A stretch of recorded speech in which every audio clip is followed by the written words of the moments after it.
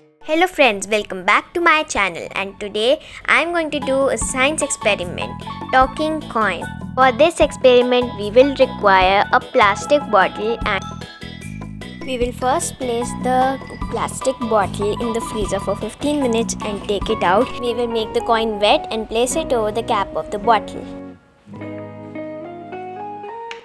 Did you hear that sound? Wasn't the coin talking? Let's hear it talk.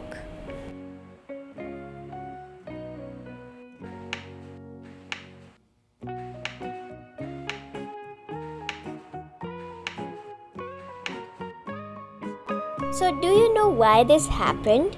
It is because the air in the bottle cooled when it was in the freezer. The cold air contracts and the air from outside the bottle moved into the bottle. Outside, the air expanded. Since it has no place to go, it pushed against the coin, producing a talking sound. Friends, if you like my video, please watch other videos from my channel too.